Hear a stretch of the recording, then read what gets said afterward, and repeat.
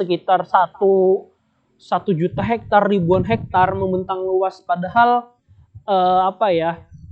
tumbuhan satu jenis sangat tidak cocok untuk ekosistem ini, karena keberagaman hutan itu sangat penting ketimbang satu jenis semua menghabiskan seluruh energi tumbuhan, kemudian energi tanah, sehingga permasalahan ini menjadi sangat signifikan. Ditambah kebiasaan masyarakat Banjar yang hari ini paradigmanya berubah. Kalau orang Bahari itu ia mencintai air sebenarnya dan mencintai sungai. Makanya kalau secara antropologi kan Kalimantan Selatan ini adalah kota 1000 sungai.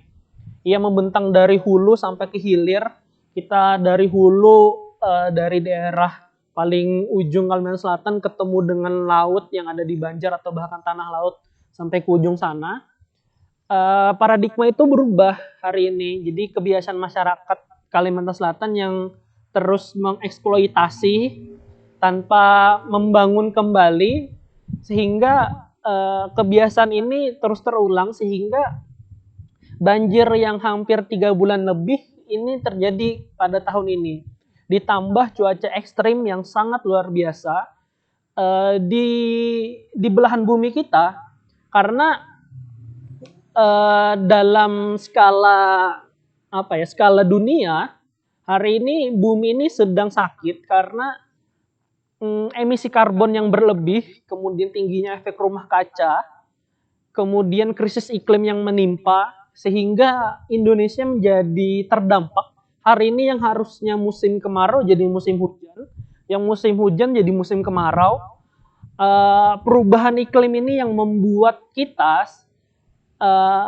menjadi seperti ini. Jadi faktor yang lain kerusakan tadi, orang banyak menambang, orang banyak menghancur, ditambah krisis iklim yang ada di dunia ini, sehingga membuat kita banjir karena hujan terus menerus. Kan kemarin hujan terus menerus ya, hampir 24 jam kita tidak melihat matahari pada saat itu. Itulah yang menyebabkan kerusakan ini. Makanya saya bilang di awal tadi, anak IPM itu harus sedia hari ini. Dia harus sudah siap dari sejak dini untuk mempersiapkan bahwa nanti ketika ia tua, ia tidak bisa lagi melihat keindahan alam. Kira-kira seperti itu. Itu sih kalau singkatnya terkait bagaimana keadaan banjir yang melanda kita di Kalimantan Selatan. Gitu. Jadi kan Kak, menurut pemaparan Pian tadi banyak hal yang menyebabkan ini terjadinya 300 lubang dari galian. Nah, siapa sih yang harus bertanggung jawab gitu atas banjir ini? Apakah kita manusia sendiri atau orang-orang yang merusak gunung itu? Sedangkan banyak yang mengatakan bahwa orang-orang yang merusak gunung itu cuman memberi sedikit uang dari mereka untuk kita karena mereka iba melihat kita kebanjiran. Baik, terima kasih. Jadi mungkin saya tarik panjang dulu ya. Yang pertama, kalau ingin menyalahkan keadaan ini, kita tarik dulu bahwa untuk melihat keadaan bumi, keadaan alam, itu kita lihat bagaimana Tuhan bekerja. Jadi hal yang paling penting adalah yang menjadi pijakan awal itu adalah tauhid. Kenapa saya bilang pijakan awal itu adalah tauhid? Karena di sisi itu kita bakal tahu yang patut disalahkan itu siapa. Jadi tauhid ini adalah pondasi awal kita beragama. Jadi makanya kalau orang barat itu sering mengatakan seperti ini. Aku tidak beragama, namun caraku atau cara berperilakuku sudah sangat agamis. Karena orang beragama itu sering merusak lingkungan. Saya ambil contoh, mungkin ini agak ngeri ya. Orang beragama kenapa sering dikatakan merusak lingkungan? Misalkan kita sholat 5 waktu, air kita selalu membuang-buang. Bayangkan ada berapa liter air yang kita buang selama sholat 5 waktu. Itu baru sholat wajib, belum lagi sholat sunnah dan hal yang lainnya. Itu kita sudah boros di sana. Itulah mengapa orang barat mengatakan kita ini perusak lingkungan. Dalam artian kita orang yang beragama. Makanya orang barat itu sering berbangga diri bahwa ia tidak perlu menjadi beragama karena ia sudah menjalankan nilai-nilai agama itu. Nah, itu adalah pola pikir yang sangat salah. Dan ini banyak diaminkan oleh orang yang cara beragamanya hanya beragama yang ada di KTP. Seperti itu. Nah, pola pikir barat ini yang menjadi menjadi keresahan kita.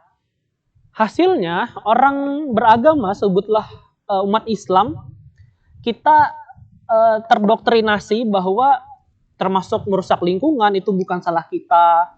Kemudian ustadz-ustadz tidak mengajarkan tentang pentingnya menjaga lingkungan. Guru PAI kita tidak pernah mengungkit itu.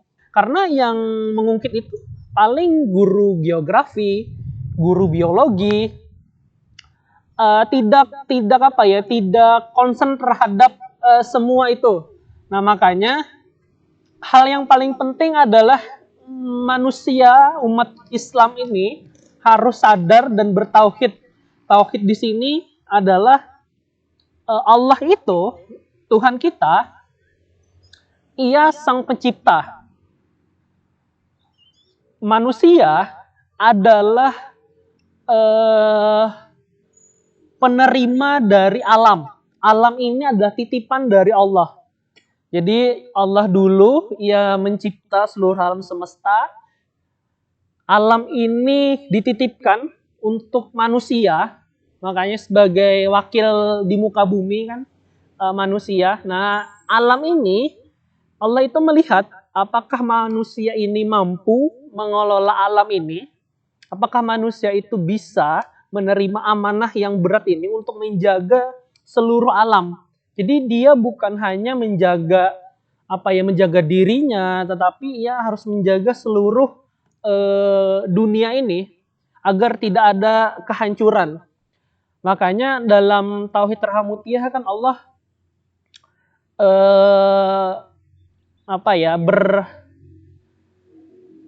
berasaskan bahwa berdasarkan dari Rahman dan Rahim, dari kasih dan sayang. Makanya Allah menciptakan alam ini kan dari kasih dan sayang, bukan dari kebencian Allah, tapi dari kasih dan sayang Allah. Kemudian seluruh air, tanah, dan seluruh ekosistemnya ada ini bentuk dari kasih sayang Allah.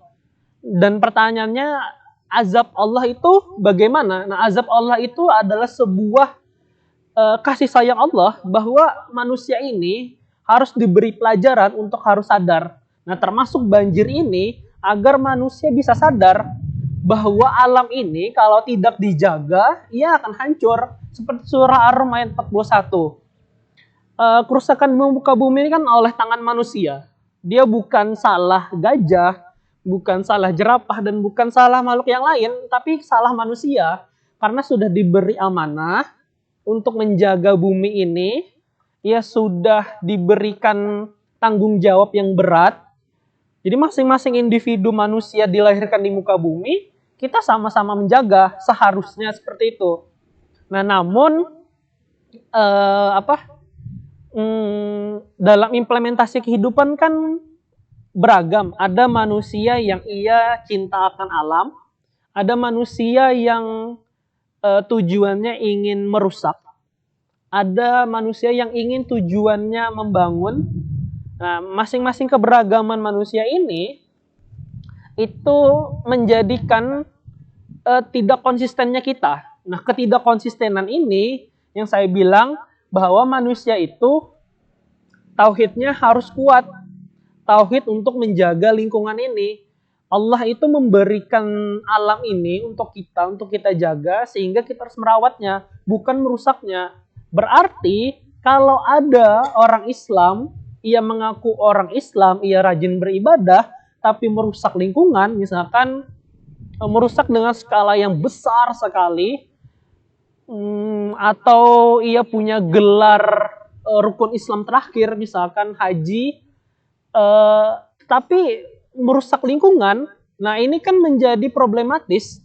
Tauhidnya dipertanyakan, apakah ia memang berislam atau ia hanya menjual agama atas nama untuk menjaga lingkungan, kan seperti itu. Makanya ini perlu peran semuanya, jadi perlu peran anak muda, peran orang tua, guru, ustadz, dan kiai, ulama, para pemikir, para ilmuwan, dan seluruh manusia yang ada di muka bumi ini untuk sama-sama menjaga. Dan pertanyaannya, lantas siapa yang harus bertanggung jawab atas kerusakan lingkungan yang terjadi hari ini? Yang menjadi tanggung jawabnya adalah manusia seluruhnya. Tetapi yang menjadi penekanan adalah manusia tidak semua bisa disalahkan, karena misalkan kita tidak melakukan apa-apa, kita terdampak atas bencana ini. Hasilnya kita adalah korban. Nah, ada segelintir orang yang merasa ia merusak lingkungan, ternyata itu ia sebut sebagai rezeki, sebagai hasil jerih payahnya atas rezeki dari Allah Subhanahu Wa Taala.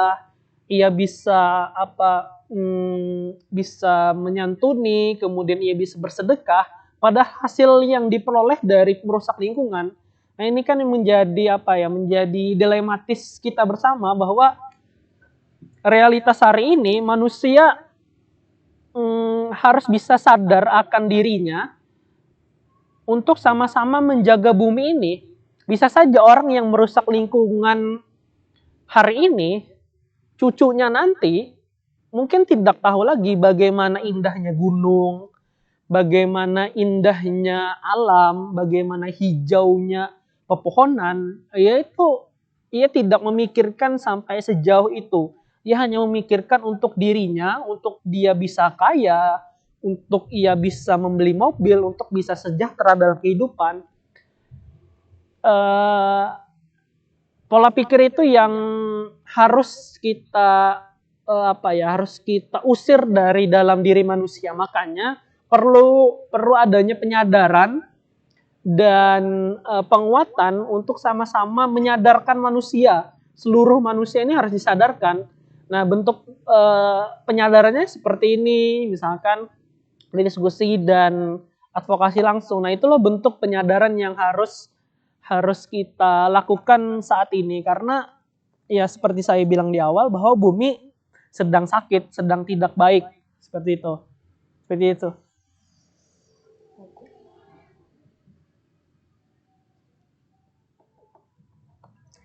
Menurut Pian tadi kan tidak ada yang bisa disalahkan, akan tetapi kita harus memiliki kesadaran diri kita sendiri. Nah, banyakkah manusia yang sudah sadar akan tetapi masih tidak bisa melupakan, atau lebih bahasa kejamnya tidak bisa meninggalkan? Kita masih memakai plastik, masih memakai sampah plastik, gelas aqua dari contoh tadi, dan lain sebagainya. Nah, bagaimana sih cara kita sadar gitu? Bagaimana cara kita sadar untuk tidak lagi menggunakan plastik gitu, untuk tidak merusak bumi, dan bagaimana cara kita untuk membuat bumi ini tidak sakit lagi? Oke, teman-teman semuanya, pada pertanyaan saya kali ini akan dijawab setelah iklan yang lewat.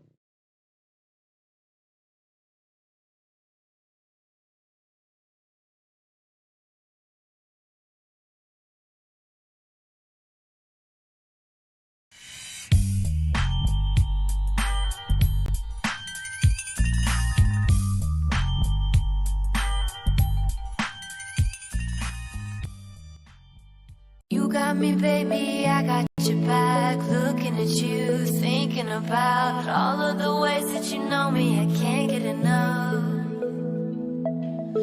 got the future burning the past, good and the bad, making it last. We are what I want and I want what I already got. When you come through the room, I know that you know if you fall, I won't be there. Let's light up like the moon. Yeah, we take it off, make it even brighter. That's what I like about you. Hey, that's what I like. Tell me what you gonna do. Know that I want you, you know that I need. That's what I like about you. Hey, that's what I like. When you put me in the mood. Hey, that's what I like. That's what I like about you. That's what I like about you. That's what I like about you. That's what I like about you. That's what I like about you. That's what I like about you. That's what I like about you. That's what I like about you. That's what I like about you.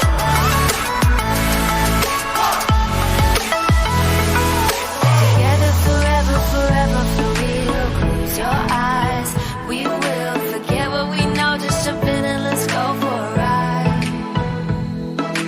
All through the night, all through the day. Turn up the lights, show me the way. You are what I want and I want what I already got. When you come through the room, I know that you know if you fall, I won't be there. Let's light up like the moon. Yeah, we take it off, make it even brighter. That's what I like about you. Hey, that's what I like. When you put me in the mood. Hey, that's what I like. That's what I like about you. That's what I like about you. That's what I like about you.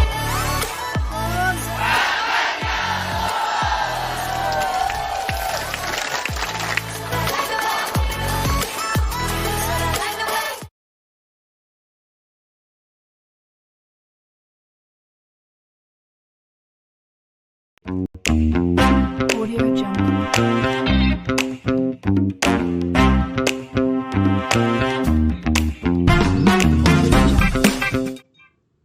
Ya, kembali lagi di podcast Musaba. Menjawab pertanyaan, Kak Bawi akan menjawab pertanyaan kita tadi, yaitu bagaimana sih cara kita sadar gitu akan kerusakan bumi ini, dan plastik sampah ini telah menumpuk di dunia ini, dan Kak Bawi tadi menyampaikan bahwa bumi kita sedang sakit. Bagaimana cara kita mengobatinya dan membuat orang-orang yang membuang sampah plastik tadi dan merusak bumi tadi sadar akan kesalahannya masing-masing. Baik, terima kasih. Yang pertama adalah saya ingin berpesan kepada khususnya SMP Muhammadiyah Banjarbaru dan seluruh pelajar di Indonesia maupun di dunia bahwa gerakan lingkungan ini harus timbul dan harus muncul bagi seluruh manusia, karena saya menaruh harapan besar bagi generasi muda khususnya.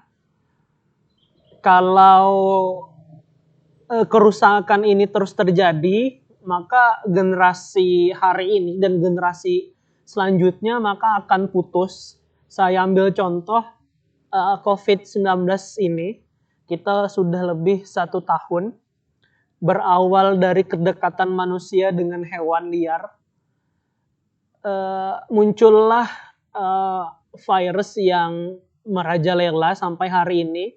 Hasilnya pendidikan kita terhenti, dalam artian kita tidak bisa melaksanakan pendidikan langsung tatap muka, tetapi secara pendidikan jarak jauh hasilnya sungguh tidak maksimal. Karena saya bagian dari tenaga pendidik juga, jadi tahu bagaimana keadaan pelajar hari ini. Nah, ketidakmaksimalan ini kan hasilnya memutus satu generasi, memutus rantai harapan khususnya di dunia pendidikan yang terputus, sehingga generasi hari ini ia tertunda kurang lebih 1 tahun. Bahkan ada yang disebut lulusan COVID, lulusan corona, atau lulusan yang dari jarak jauh, sehingga dari sini kita harus belajar bahwa pendidikan dan penguatan alam itu sangat penting. Kita banyak diajarkan, terutama di sekolah Muhammadiyah, dari berbagai macam ekstrakurikuler, kemudian ortom yang ada di amal usaha itu, misalkan ada IPM, ada Hizbul Waton yang menjelaskan pentingnya untuk menjaga lingkungan, termasuk mungkin pernah guru kemuhammadiyahan teman-teman sekalian menjelaskan tentang pedoman hidup Islami warga Muhammadiyah. Di sana ada poin penting, yaitu poin tentang bagaimana seluruh warga Muhammadiyah wajib menjaga lingkungan. Nah, karena perintah ini wajib, maka setidaknya pelajar-pelajar Muhammadiyah ia harus menjaga lingkungan. Nah, lingkungan yang seperti apa harus bisa diselesaikan oleh pelajar Muhammadiyah, yaitu lingkungan yang berbasis mikro. Misalkan keadaan plastik, kemudian keadaan tidak sehatnya tanah, kemudian tidak hijaunya tempat. Misalkan lihat saja di sekolahan kita, apakah 90% isinya bangunan beton, atau berapa persen ada tumbuhannya yang berbentuk hijau, atau catnya saja yang hijau tapi isinya beton semua. Itu kan tidak ramah. Kemudian sekolah-sekolah harusnya ia bisa menerapkan pendidikan ini, karena kita tidak ada kurikulum untuk ekologi. Ekoliterasi itu tidak pernah diajarkan di sekolah. Penyadaran dan penguatan terhadap lingkungan atau ekoliterasi kami menyebutnya itu tidak pernah dilakukan di sekolah-sekolah, terutama sekolah Muhammadiyah, karena kita masih minim pengetahuan itu. Jadi pelajar-pelajar tidak pernah diedukasi betapa pentingnya menjaga lingkungan, kemudian menghemat listrik. Kita saja misalkan berkegiatan di dalam ruangan selalu pakai kipas angin, AC, lampu selalu dinyalakan, padahal tidak penting-penting banget. Boros, tidak mematikan kipas angin atau pendingin ruangan yang lainnya. Kemudian sangat boros terhadap emisi karbon.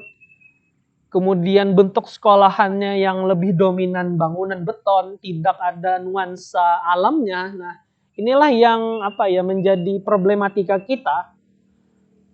Makanya ketika ada permasalahan sampah misalkan, saya pernah ada lihat siswi di Jawa Timur yang memprotes sebuah kedutaan besar negara bahwa ada sampah kiriman yang hadir ke Indonesia. Nah, itu salah satu action penting bagi pelajar-pelajar untuk melihat bagaimana keadaan alam ini. Atau bahkan kita lihat seperti Greta yang usianya baru 17 tahun, masih pelajar SMA lah kalau di Indonesia. Ia selalu bolos di hari Jumat untuk melakukan aksi untuk perubahan iklim supaya pemimpin-pemimpin negaranya, terutama di Swedia di tempatnya, bisa sadar bahwa ia harus hidup beberapa tahun lagi. Ia harus bisa tumbuh dengan alam yang sehat, tidak alam yang rusak. Itu tanggung jawab siapa? Tanggung jawab generasi tua hari ini untuk menjaga dan merawatnya. Nah, dan generasi kita hari ini, kita harus mulai belajar betapa pentingnya menjaga alam dan memelihara lingkungan ini, termasuk ketika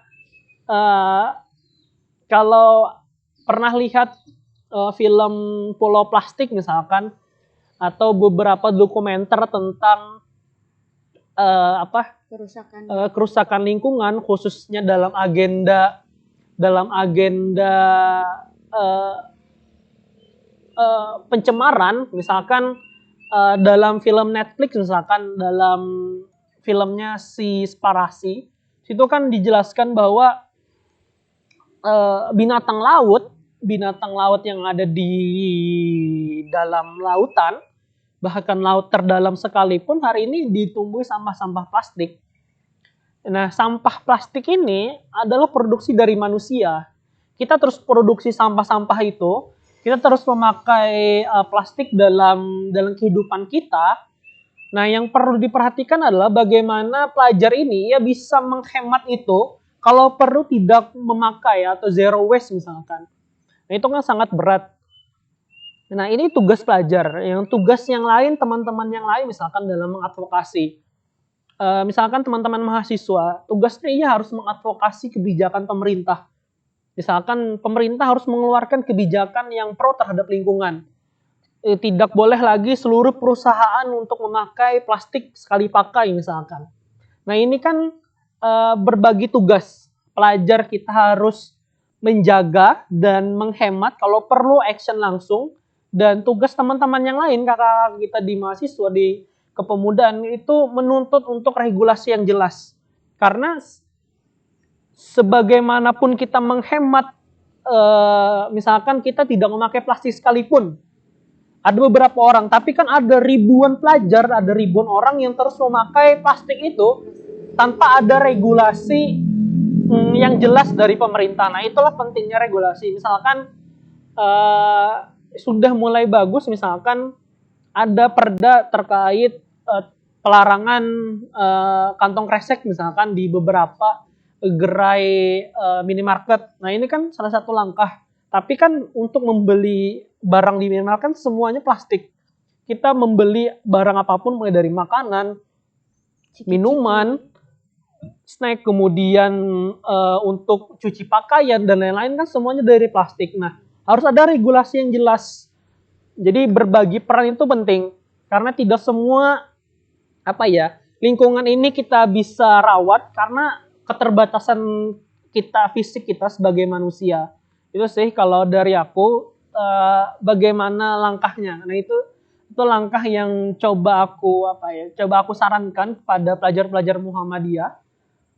Ini sering juga aku katakan terkait yang tadi, bahwa ketika aku disuruh memberikan materi terkait pentingnya menjaga lingkungan ini bagi pelajar Muhammadiyah, maka edukasi ini sangat penting yang pertama. Kemudian peranan aktif, jadi jangan hanya sampai di edukasi, tapi keterlibatan pelajar itu sangat penting. Kemudian ya harus bisa melakukan actionnya yang jelas. Jadi kita sudah mengedukasi, ketika sudah selesai diedukasi ia bisa paham, kemudian ia bisa mengimplementasikannya dengan benar. Nah, itu sudah masuk tahapan yang sudah masuk kategori ya bisa melakukan penyelamatan lingkungan secara sederhana. Karena ekoliterasi itu penting, karena istilah ekoliterasi kan melek terhadap lingkungan. Ia sadar, oh ternyata kabupaten aku, daerah aku, wilayah aku sedang tidak baik, bumiku sedang rusak. Nah, itu perlunya penyadaran itu. Jadi misalkan ketika kita ke suatu daerah saja yang banyak alamnya, kalau ia hanya menikmati sejuknya alam ini, kalau hanya sekedar seperti itu, sangat disayangkan. Ia harus sampai kepada titik bahwa ketika ia sedang menikmati alam, ia takut bahwa alam ini tidak ia bisa nikmati lagi ketika umur dia 10 tahun ke depan, 15 tahun ke depan. Dia tidak bisa membawa anaknya nanti, cucunya nanti ke tempat ini. Nah, itu bentuk penyadaran yang harus ditekankan. Itu sih dari saya. Jadi menurut Kak Bawi tadi kan tidak ada yang bisa disalahkan dalam banjir ini. Dan bagaimana cara kita agar tidak merusak bumi ini? Dengan cara yang pertama, edukasi. Tidak cukup hanya edukasi, akan tetapi implementasikan. Bagaimana cara kita mencontohkan agar kita tidak merusak bumi tersebut. Dan satu hal yang akan saya katakan yaitu tidak bosan-bosannya peminat ekologi ini selalu mengarahkan kita untuk tidak membuang sampah sembarangan dan penggunaan sampah plastik. Nah, jadi Kak, sampah plastik nih ya temanya, bukan tema sih ya, saya ingin bertanya. Eh, Mbak, pada saat ini kan kata Kakak tadi gerai market itu dilakukan menggunakan plastik pada saat pembungkusan dibawa pulang ke rumah. Akan tetapi banyak orang berpikir seperti ini Kak, kalau tidak disiapkan kantong plastik, kami akan membawanya pakai apa? Kalau tidak disiapkan dari pemerintah selain kantong plastik, kami akan memakai apa? Menurut pengalaman saya juga, saya pernah berbelanja di suatu gerai Kak. Pada saat itu saya tidak membawa bungkusan untuk membawa barang itu ke rumah. Jadi saya bertanya kepada mbaknya, ini emang gak ada plastik kan mbak? Terus tuh kata mbaknya, memang gak ada deh, tapi kalau mau beli bisa 500. Nah, di situ kan membingungkan Kak. Padahal sudah ada larangan untuk tidak memakai plastik. Akan tetapi kasir tersebut masih menawarkan plastik terhadap kita. Itu bagaimana ancamannya tuh untuk bumi tersebut? Baik, gini ya, terkait regulasi atau aturan pemerintah, karena kita negara hukum. Jadi di dalam aturan itu pasti ada namanya pelonggaran atau kelenturan aturan. Makanya dalam setiap aturan atau dalam setiap kebijakan pasti ada pelonggaran-pelonggaran atau bahkan misalkan seperti Undang-Undang Omnibus Law kemarin. Undang-Undang Omnibus Law mempermudah para oligarki untuk kuat menambangnya, tetapi ia tumpul terhadap masyarakat. Jadi kita tidak boleh menolak adanya pertambangan. Dan AMDAL pun tidak ada lagi. Nah, ini kan jadi dampak serius. Termasuk ketika regulasi ini dikendorkan terkait dengan plastik sekali pakai. Nah, ini problematisnya adalah yang pertama, manusia hari ini kita sudah tersusun struktur bekerja kita dengan menggunakan plastik sekali pakai. Karena sudah berpuluh-puluh tahun plastik sekali pakai ini menemani kehidupan manusia di seluruh dunia. Hasilnya, dampak ini kita sudah menemani plastik ini berpuluh-puluh tahun. Manusia tidak sadar akan pentingnya membuang sampah. Ada penumpukan sampah yang sangat besar. Kemudian ada sampah plastik di mana-mana karena sampah plastik konon katanya bisa terurai baru 1000 tahun. Karena mikroplastik itu akan terus terus hidup lah. Makanya salah satu pelonggaran dalam kebijakan pelarangan plastik merupakan ketidakseriusan pemangku kebijakan untuk melihat realitas ini. Akhirnya kita kembali ke banjir Kalsel tadi. Mungkin dampak kecilnya dari plastik ini, seluruh ekosistem ini jadi menjadi rusak. Misalkan ada satu snack, misalkan makanan ringan yang terkubur dalam tanah, kemudian warna tintanya dan seluruh partikel kimianya itu terurai dengan tanah sehingga tanah tidak subur lagi, tanah tidak